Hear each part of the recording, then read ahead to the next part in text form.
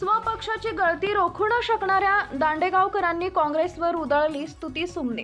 महाराष्ट्र विधानसभेचा निकाल लागल्यापासून राष्ट्रवादी काँग्रेस, शरद पवार गट, काँग्रेस, शिवसेना, उद्धव बाळासाहेब ठाकरे व इतर विरोधी पक्ष भाजप व सत्तेतल्या पक्षांवर विविध आरोपांच्या फैरी झाडत आहेत।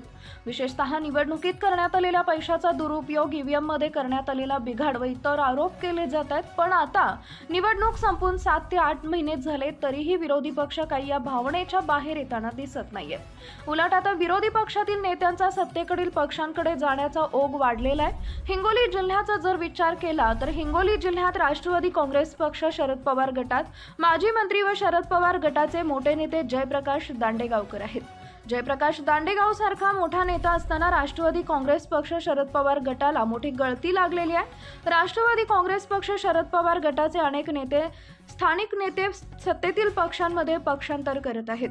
एक प्रकारे असं म्हणता येईल की राष्ट्रवादी काँग्रेस पक्ष, शरद पवार गटाला मोठी गळती लागलेली आहे। राष्ट्रवादी काँग्रेस पक्ष, शरद पवार गटाला मोठी गळती लागलेली असताना जयप्रकाश दांडेगाव सारखे नेते काय करत आहेत हा प्रश्न निर्माण होतोय।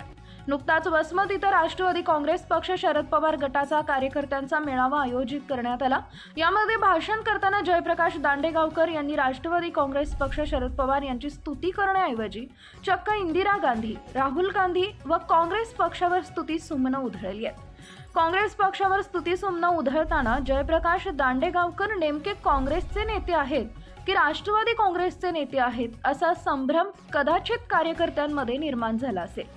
आता काँग्रेस पक्ष हा राष्ट्रवादी काँग्रेस पक्ष, शरद पवार गटाचा मित्र पक्ष जरी असला तरीही हा मेळावा फक्त राष्ट्रवादी काँग्रेस कार्यकर्त्यांसाठी होता, काँग्रेस कार्यकर्त्यांसाठी नाही असाही प्रश्न उपस्थित होतोय।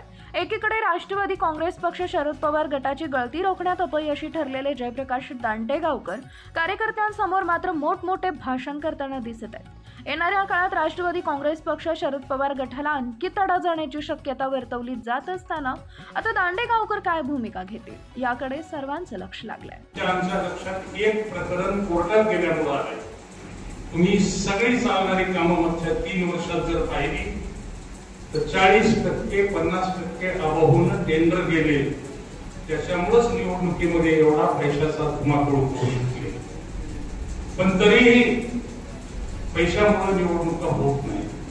आपल्याही कार्यकर्त्यांना बरीच भीती वाटायला लागली, काय करावं, समोरून फार पैसे येतील आणि आपण गरीब एवढे पैसे खर्चू शकणार नाही, निवडणूक लढवावं तर नाही लढवावी। भारत देशाचा मतदार हा अत्यंत सुजाण मतदार आहे। इंदिरा गांधी सारख्या व्यक्तीला पाडतात निवडणुकीत आणि 18 महिन्यानंतर पुन्हा त्याच इंदिरा गांधीला निवडून आणतात। त्यावेळी जी स्थिती होती आज ती स्थिती भाजपची झालेली आहे। त्यावेळेस सरकार आलं, त्यांनी फक्त इंदिरा गांधीवर 18 महिने बोलत राहिले, लोकांच्या प्रश्नावर बोलतच नाही। इंदिरा गांधीला अटक कसं करता येईल, इंदिरा गांधीला त्रास कसा देता येईल, 18 महिन्यामध्ये ते सरकार कोसळलं आणि पुन्हा इंदिरा गांधी सत्तेत आल्या। आजही भाजपला काँग्रेस हा दुश्मन वाटतो आजही, कारण काँग्रेस हा सर्व जाती धर्मांना सोबत घेऊन जाणारा पक्ष आहे। काही विचार न पटल्यामुळं पवार साहेबांनी तीच विचारधारणा ठेवून राष्ट्रवादी काँग्रेस पक्ष स्थापन केला, पण विचारधारा तीच आहे। राहुल गांधी देशाचे विरोधी पक्ष नेते काही निवडणूक आयोगाला प्रश्न विचारतात, निवडणूक आयोगानं उत्तर दिलं मी समजू शकतो, सटाफट कुणी पण त्याची भाजपची मंडळी उत्तर द्यायला लागली की त्यांना काही माहित नाही त्याच्यात। निवडणूक आयोग त्या प्रश्नावर का बोलत नाही? राहुल गांधी पाकिस्तान युद्धाबाबत काही प्रश्न विचारले, त्याचं उत्तर दिलं नाही। देशाच्या पंतप्रधानांनी दिलं नाही, गृहमंत्र्यांनी दिलं नाही, संरक्षण मंत्र्यांनी दिलं नाही।